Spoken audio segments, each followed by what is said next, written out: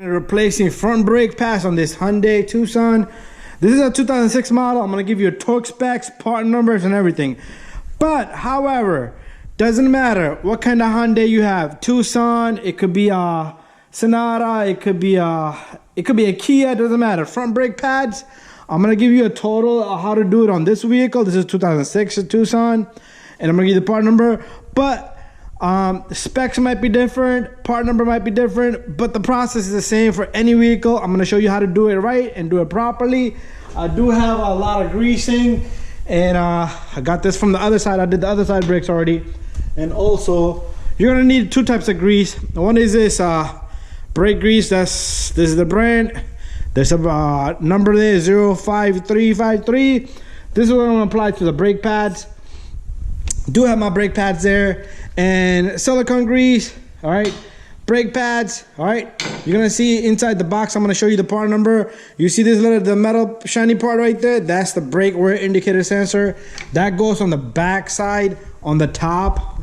But anyways, tools. I got 14mm flathead and a Phillip head. Phillip head goes right there, but these never come out. Let's see. Okay, you see that? These never come out, but I'm gonna show you a trick today. All you need is a hammer. You need a hammer, right? So let's start off with our parts. All right, I did finish out one side. So you need a brake cleaner, discs. I got these right here. The part number on these. It's nothing expensive, and that's the part number on the discs. And I am using the Evolution brake pads. And the cost of these is probably like 90 bucks, everything all together. And there's the part number, Evolution brake pads. All right, it's gonna come with the hardware kit. So we're gonna install the hardware kit. We do got a rag. We're gonna clean that disc up. You know what? While we're here, let's clean up this disc. It can dry meanwhile. So take your cleaner, spray that on. Take a clean rag, wipe it off. You could do another coating if you like, but one should be more than enough. And once you're done with this, make sure you test drive the vehicle. Make sure you break in the brakes, and you might smell something off these discs. Anyways, let's start this job. First thing first, make sure you open your reservoir cap. Sometime when you're compressing the pistons back, your fluid might start to come down through here. That's normal because Jiffy Lube, Zap Lube, these guys, they top it off for you. You don't need to top off your brake fluid. You should never do that. It has a brake sensor inside the reservoir. So once it goes down, it will indicate to you your brake pads are low. Cap, leave your key in the ignition so you can turn this whole hub. That way you have better access right there. All right, so what we're gonna do is we're gonna take off just the bottom number 14 right there. So remove the 14mm, and I am gonna give you a torque spec on this. We are gonna torque these today. All right, there goes my bolt. This might not come out. That's when your flathead screwdriver is gonna come handy, and you could simply just yank it with that. All right, sliding pins feel pretty good. We're gonna lubricate them. Let's put our caliper up here. All right, but look at these brake pads.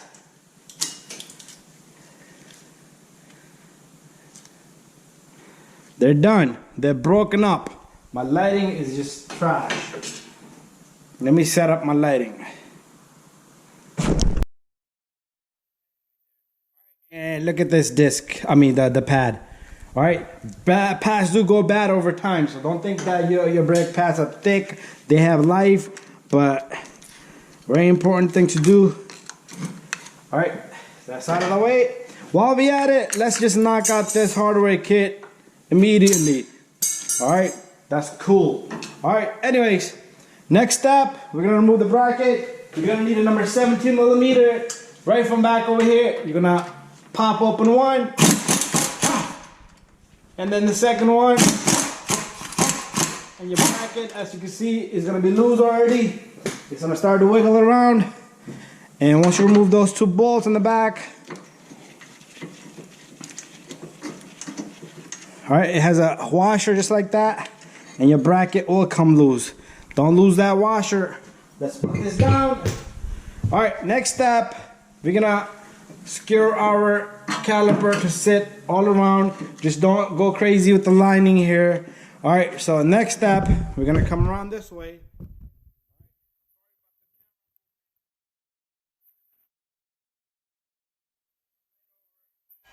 All right, as we spoke, got a long Phillips head screwdriver here. These little screws are not gonna come out, no matter what you do. All right, I do have a little trick. Bear with me here. So what we're gonna do is, we're gonna bring this little guy, little screw, right here at like around 9 o'clock, and we're gonna hit it in the back. Be careful with your spindle as you hit it. All right. You're gonna loosen that up. What that impact is gonna do, either it's gonna break it off. It's okay. It's not important. Okay, still not out. Let's hit it one more time. Be careful you don't hurt yourself. These control arms are not in the best condition. I can see the whole thing wobble. All right, give it another shot.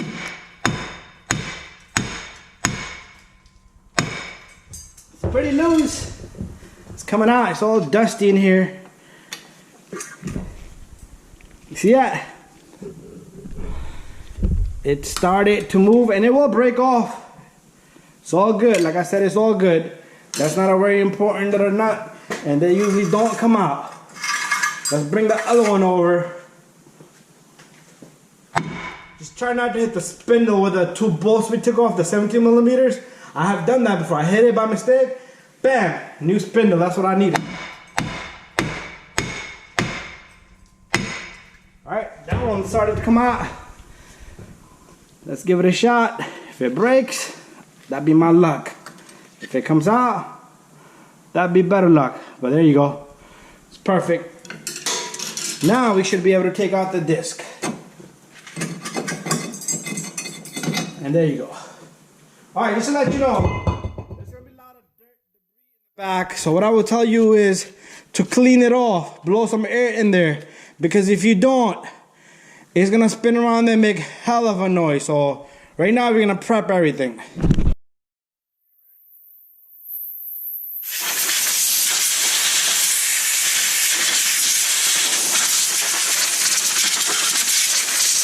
If you don't have air, that's all good. Just try to get as much as you can. Try to get all of it, not as much.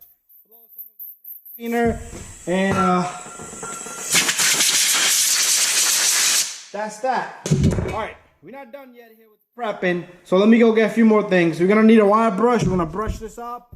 We're gonna clean the hardware, the sliding pins, grease them up. We're gonna clean up the bracket, put a hardware kit on. Wire brush and clean the hub. The reason why you want to clean this hub is you want the disc to sit flush. A lot of times there's dirt, debris here, and your disc will not sit flush. And guess what? Your car is gonna shake on high speed. You might not feel as much, but to do your brake jobs in best quality, you might want to take a little bit of moment. Like I said, it's not gonna be shiny. I don't want it to be shiny. I just want this thing to be nice, clean, and disc has to sit flush. Use a mask because it gets a little bit dirt and debris all around here. All right, so let's spray this up. And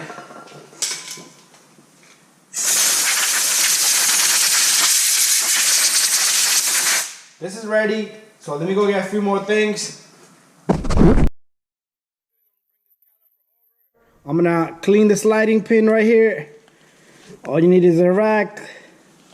Doesn't even have to be clean, long as it wipes everything off. All right, make sure your caliper here is also clean. So what I'm gonna do is I'm gonna use a little bit of this. This is a very soft wire brush. Clean that out, the surface. It's not gonna be the best, but it's all good. And that comes out. Once that's done, what I like to do next is I like to put a little bit of greasing around this rubber boot. The reason is that will make the boot last longer, and it will just a tiny bit. Okay, I didn't even have too much on this brush. You might not be able to get the bottom end, that's okay, but inspect the boot itself. All right, so what we're gonna do is we're gonna use an old brake pad. Put your old brake pad here, and where did I put my compressed tool? It was right here. Okay, I got it right here. So now we're gonna need a C-clamp. So with the C-clamp, what you would do is you put your C-clamp or a tool such as I got here, compressed tool. We're gonna compress this piston. Let's make the camera go on the other side so the camera can see.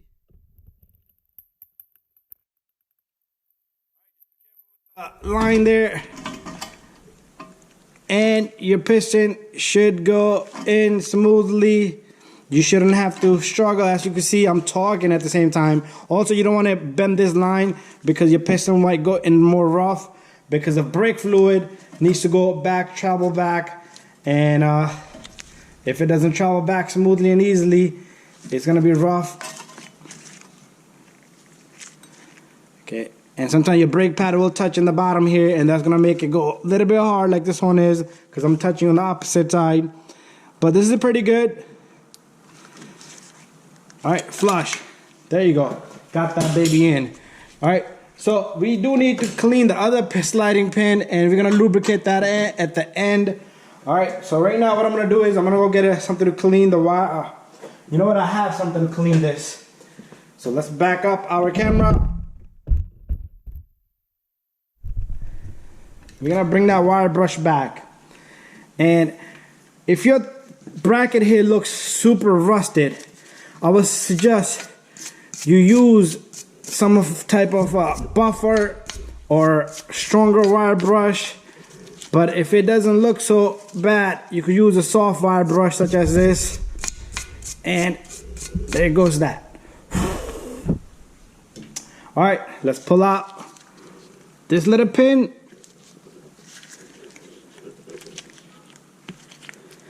And there is a special grease for this, and you could probably find a few different ones. Just try to find the correct grease. It has to be a good grease, okay? I would spend a little bit of money. A lot of people don't even look into it. This one is gonna be tough because it has a rubber boot at the end. And don't forget where it goes, okay? It goes in here. So once this bracket is on like that, it's in the bottom, okay?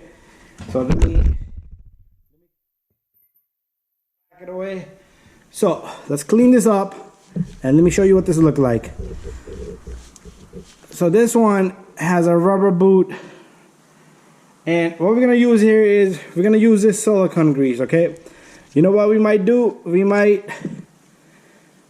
All you're gonna do is put a little bit of greasing all over here. And I'm not gonna grease that one yet, because this greasing does start to slip off because it's a very soft and high temp. But anyways, put this pin back. And remember, it was tough for me to take out, but check this out. Much easier now. Remember when I took it out, because that grease was all... Even if you want to clean in here, you can clean in here, but that shouldn't have to go that far. But anyways, the hardware kit. The hardware kit, let me grab it. That's what I'm doing right now, so you can hear the noise. So the hardware kit, they're all the same in this package. So all you're gonna do is you're gonna slip the hardware kit on. Very simple. And it goes in immediately. Sometimes it might not be flush, it might not go all the way in. And I'm gonna show you what you're gonna do if that's the case. You just take a small little rubber mallet hammer or a socket and you tap it down. And the reason is because sometimes your brake pad won't go in evenly because it's not all the way in. So this is ready. Our bracket, everything is prepped. All we need to do is, I also like to take I am going to be using this type of brake grease, and I am going to just put it simply around this hub. You don't have to go crazy. Alright, just enough so it doesn't catch the rotor uneven. It lets it sit flush and it doesn't jam it up for the future sake. Anyways, let's get the disc. Broke the two bolts. It's okay. It's not necessary. It's not that crazy important. It does hold the rotor in for you, but match them up where they go, okay? Because if you do not match them up, either you could clean that surface off, but not necessary. But you do need to line them to exact spot with the holes. Other than that, your disc gonna be sitting crooked, and you're gonna have brake pulsation, brake pedal going banana. All right, so what I'm about to do next is I am about to get the bracket. All right, so let me bring my camera over. Get here. What you're gonna do is you're gonna take your bracket.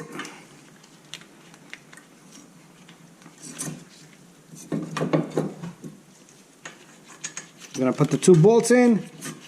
Make sure you catch all the threads. And it's time for me to give you torque spec, at least on these bolts as of now. And I am gonna go grab my torque wrench, and you're gonna see me torque it today. Usually I do it off the camera, but today I am gonna torque these.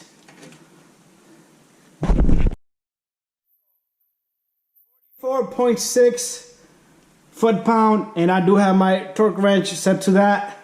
And we're gonna go back over here. You never want to hold this from anywhere but the handle. I'm holding it all the way from the back end over there. You can put your hand here a little bit. See that? It's not too much of a torque. I did snug them. You can double check, and that's it. We're done there. That's how simple it is to torque. All right, we're gonna move on, putting the brake pads in next.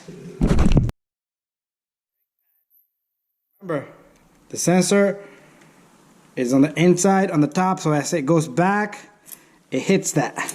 That's the function of that. That's it.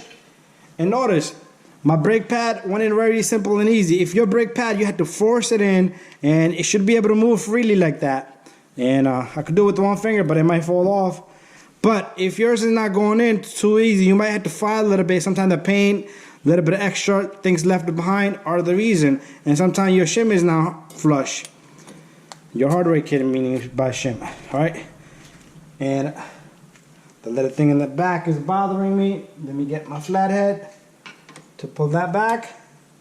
And my brake pad should go in with one tip of a finger. That's what exactly I did. So we're going to bring this over.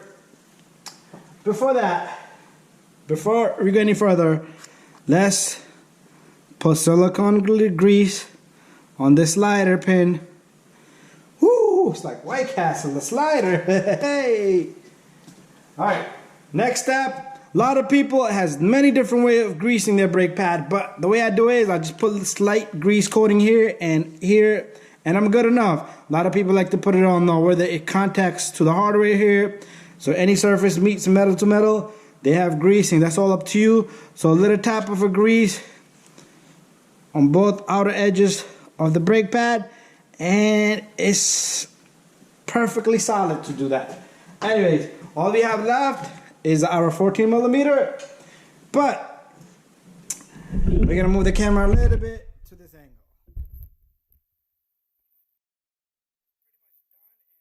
Do is you're gonna take your caliper here, and it should be freely and easily to go in. And sometimes it won't go in because your disc and everything is uneven. You might have to push this also. Also pay attention to your brake line. It should be nicely, smoothly. There should be no curve and twist to it. I've seen a lot of that.